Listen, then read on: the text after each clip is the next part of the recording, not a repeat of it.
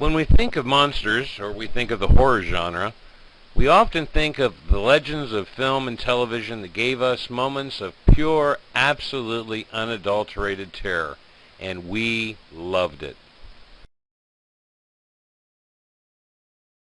Run! It's Godzilla!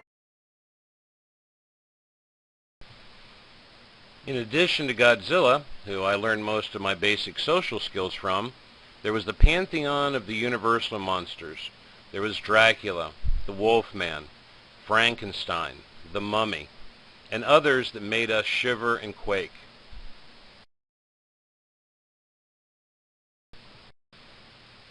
In addition to these classic monsters, there's also been the perennial ghost stories shared around campfires, and for some odd reason, the recent fascination with the zombie, which for some reason continues to escape me, but has definitely become a part of the horror genre.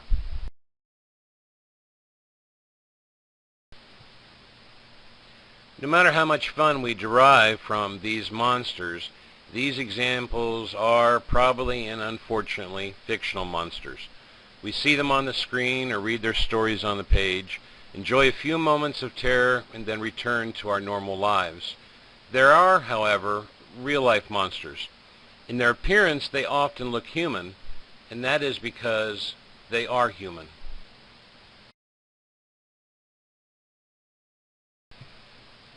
We're familiar with serial killer and occasional cannibal Jeffrey Dahmer.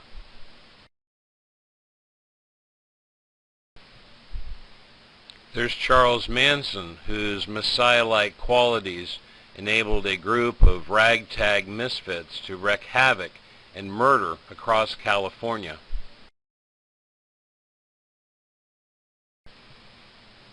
And then there's Richard Ramirez, the Night Stalker, who blamed his crimes and attributed them to his allegiance to the Dark One himself, his Lord and Master Satan.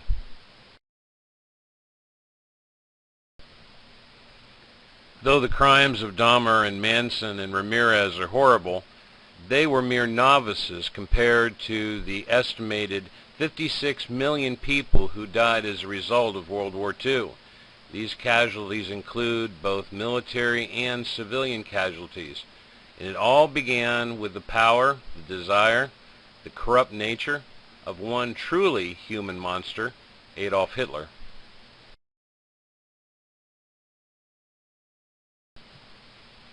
When it comes to those who have committed genocide, we certainly cannot forget Joseph Stalin and his estimated 20 million victims.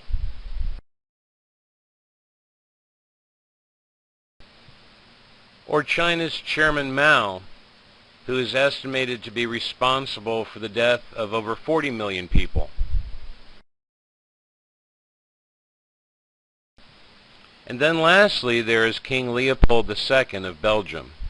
That last entry may be new to some. King Leopold of Belgium was the leading proponent of the Belgian colonization of the Congo. It is in this setting that the story of Joseph Conrad's Heart of Darkness takes place. In addition to the ravaging of the environment for ivory, rubber, and other natural resources, the population of the Congo was decimated. According to estimates by a 1919 official Belgian government inquiry, the number of people in the Congo who died as a direct result of the Belgian colonization is calculated to be at least 10 million people. That is a figure that represents approximately half of the Congo's original population.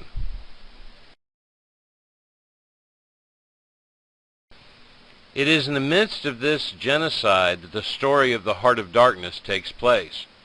While there have been many interpretations of Heart of Darkness, I believe in many ways it is actually a tale of horror. Fictional monsters are just that, fictional. And the characters in Heart of Darkness are creations of Joseph Conrad. But the difference is that many of the characters that Conrad creates are based on real people. And the setting in which Heart of Darkness takes place is true. It did happen, and yes, it was that bad.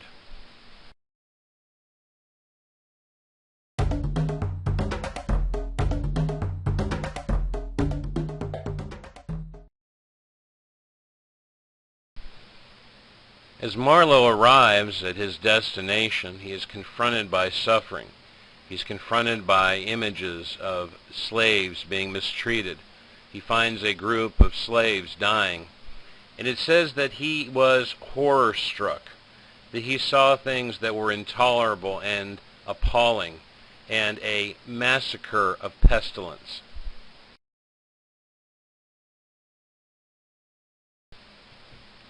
The sights that Marlowe saw were truly terrifying. But in contrast to these horrors that surrounded him, there was an almost mythical person that he continued to hear about, somebody whose fame had preceded him, someone with whom Marlowe would have an eventual rendezvous. This person is, of course, Kurtz, who is described as a very remarkable person, someone who cannot be judged as an ordinary man. He's an artist, he's astute in business, and these characterizations are reminiscent of some of the descriptions of other great individuals in horror tales.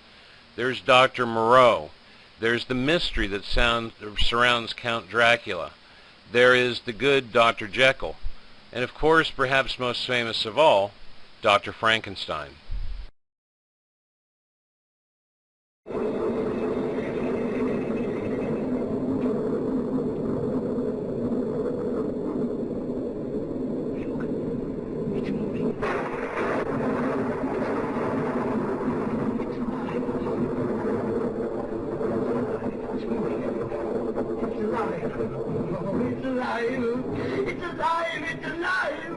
It's alive!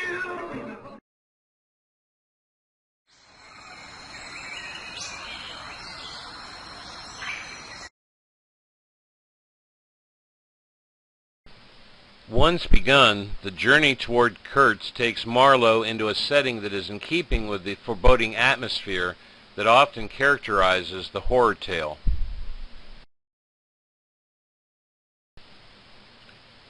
Marlowe speaks of a stillness of an implacable force brooding over an inscrutable intention. He says that they were wanderers on prehistoric Earth.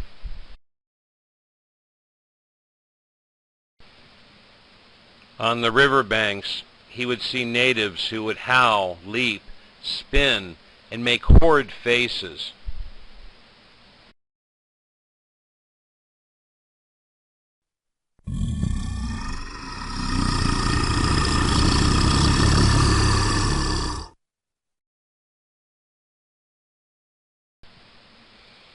At long last, Marlowe reaches Kurtz's encampment, and there the true horror of who Kurtz was became apparent.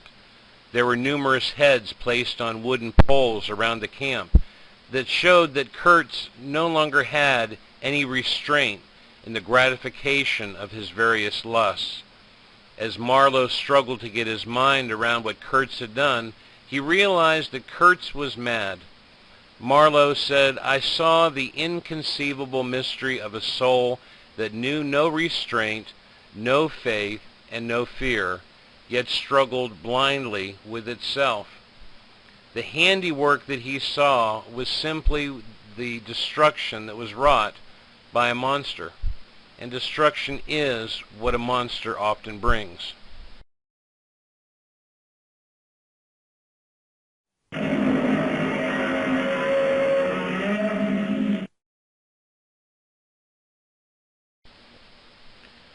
Sadly, as so often happens in horror movies, the last aspect that shows that Heart of Darkness is truly a tale of horror is that in the end the monster dies. As Marlowe looked at Kurtz, he expected some form of explanation for the deeds that he did, perhaps some kind of repentance, but there would be none from a monster such as Kurtz. Marlowe says, "I saw on that ivory face the expression of somber pride, of ruthless power, of craven terror, of an intense and hopeless despair." And even in his last words, he simply acknowledged the truth of what he had done.